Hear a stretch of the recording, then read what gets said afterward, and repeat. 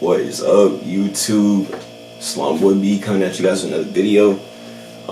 This is basically gonna be like part 2 from the other video that I recorded.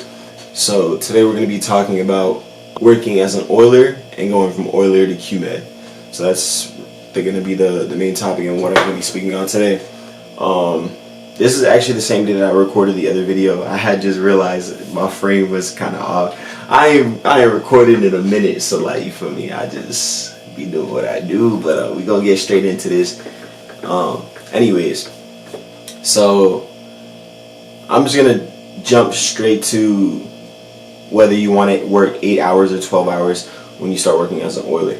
Now, this is obviously up to you. It is going to be depending on what you want to do. If you want to work 8 or 12 hours, I'm going to tell you why. If you want to go up the ranks faster, you're going to definitely want to work 12 hours. So basically, I thought I had a little checklist for the Coast Guard to see like all the requirements for to go from oiler to Qmed, but I don't. But I'm pretty sure I remember everything because I did it not too long ago. Yeah. So the first requirement to go from oiler to Qmed is you need 365 days of sea time on a vessel.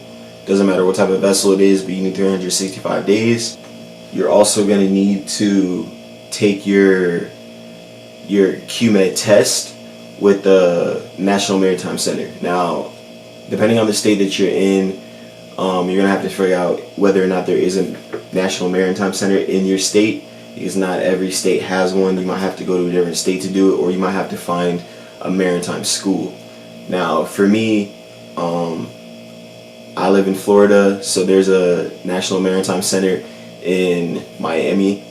I live in Orlando, so it's a little drive, but it's nothing crazy. I used to live in Fort Lauderdale anyways, so it was nice to go back for a little while. Anyways,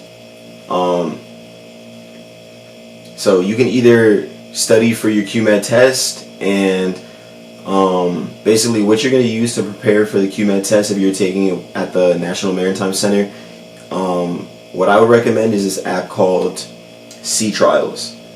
So Sea Trials is going to have different endorsements that you're working towards, and it's going to show you questions that they have on the exam. Not obviously word for word, it's going to be different depending on how old it is and when you take it, and when they when or if they have upgraded or changed the test recently. Now, I would recommend Sea Trials because I just know a lot of people that use Sea Trials, not even just oilers or Qmeds. I've met third engineers that went to maritime schools that used Sea Trials as well. So I would recommend Sea Trials. I was studying Sea Trials for a while because I was going to take it at the National Maritime Center, but I ended up actually going to I believe it's still considered a maritime school. Like, it's not a college, but it's technically still a maritime school. So if you go to a maritime school, they have classes that you could take. So there's a couple classes that you have to take to get your Qmed and be able to sail as a Qmed. So you're going to want, obviously, the Qmed class. You're going to need your basic training, which is basic firefighting, CPR, survival craft, and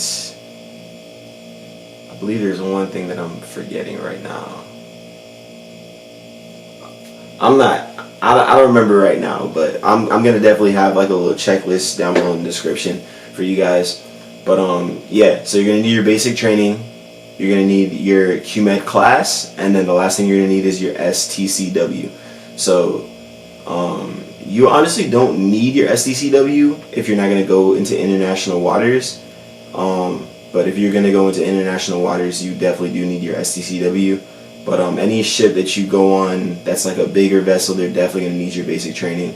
So make sure you definitely have that. So I'm going to tell you what I did first, and then I can tell you like what I would have done if I knew like a faster way or something like that, or a cheaper way as well. So like I said, I went to a maritime school, and I went ahead and took my STCW class, I took my Qmed class, and then I took my basic training class, and then I also I didn't have to take a RFPEW class. RFPEW is ratings for performing engineering watch. You're not going to need that until you're a Qmed, but you're going to need that as a Qmed to stand watch. So what I would recommend is when you're working as an oiler, you could get the RFPEW form. You can search it up on Google. You should be able to find it, and you just need to fill that out and have your chief engineer fill out the form for you. Just basically like acknowledging that you have stood watch and you know how to use certain systems and things like that. So I was able to do that on my previous ship, and I got my RFPEW like that. If you don't work as an oiler, you work as something else like a maintenance, a maintenance guy on a vessel, like you might have to take a class to get your RFPEW, or you might have to work as an oiler to get your RFPEW, just depending on what you do. Because I also know someone that has gone from maintenance technician straight to Qmed, and he's having to probably work as an oiler or take a RFPEW class to get that. So anyways, the last thing I would recommend you get is the VPDSD. Now, what a VPDSD is basically vessel personnel with designated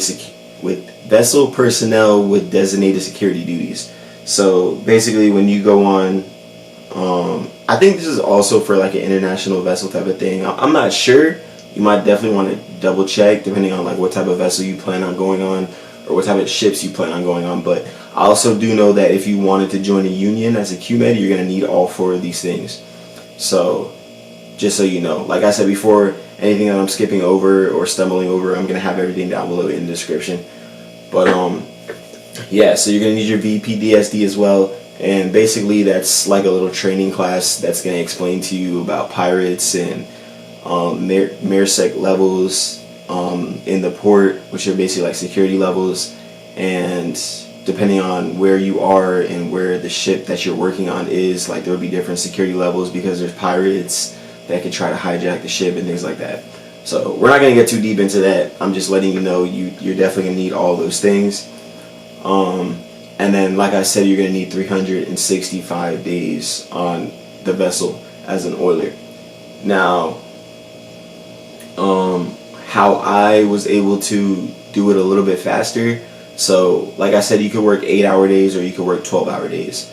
So if you work 12-hour days, you can, like when you work 12-hour days, you get time and a half. So for one day that you're working a 12-hour day, you're going to get a day and a half instead of one day. If you're working an 8-hour day, you're going to get one day. So if you're working an 8-hour day, it's going to take you 365 days to get the sea time requirement for your oiler to go to Qmed. But if you work 12-hour shifts, you could do it in 180 days. And that's what I did. I did it in 180 days, and then I got my sea time letter, and I went about going to start my application and all that. So after you get everything that you need, you're basically going to go through the same process when you got your MMC. You're going to have to pay an application fee. You're going to have to send everything in. For me, I took the class, so I had to send in all my certificates from the classes that I took into the Coast Guard. And then if you go to the National Maritime Center to take your test, you're just going to take your test. But even if you take your test, that's just going to be for the Qmed requirements. So you're still going to need your VPDSD, you're still going to need your STCW, you're still going to need your basic training. So just so you guys know that. Oh, also you're still going to need your RFPEW as well. You're still going to need your RFPEW. So if you go to the National Maritime Center, you're only doing your Qmed there. So I did a Qmed class. I did my RFPEW on my vessel just from my experience. I had the chief sign that, and then I had my VPDSD class that I did at the Maritime School. And then I did my basic training as well. So that's basically everything. Aside from that, it's just a long waiting game. It did take me a while. Not really me taking a while to do it, but it takes a while for the Coast Guard to process it. It's always a long process when you're sending your information to the Coast Guard and you're waiting for them. So yeah, I got everything done, and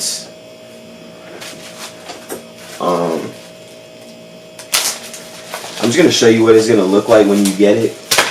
So I actually recently got my, like, basically when you get it back from the Coast Guard, they're gonna send you stickers to add to your MMC book, and I'm just gonna show you what it looks like real quick. Now on mine, they actually forgot to send they forgot to print my basic training on my book, so you're not gonna see that. You're gonna see the RFPEW, you're gonna see the BPDSD, and then you're also gonna see the Qmed. So I'm just gonna show you guys that real quick.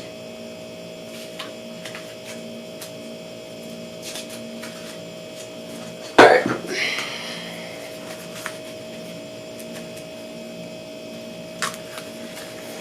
I'm not trying to show y'all my reference numbers and all that. And then you can also see right here,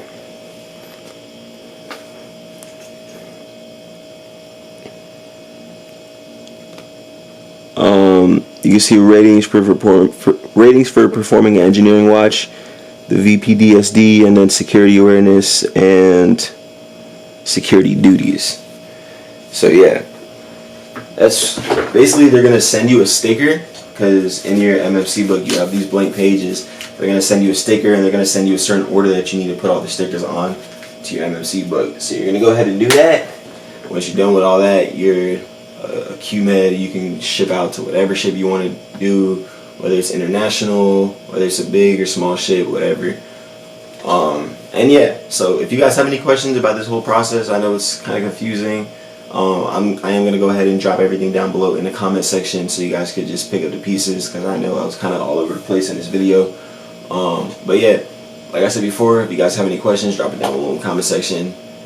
And don't forget to like the video, comment, and subscribe. Till next time, y'all know what it is. Slumboy B, we out.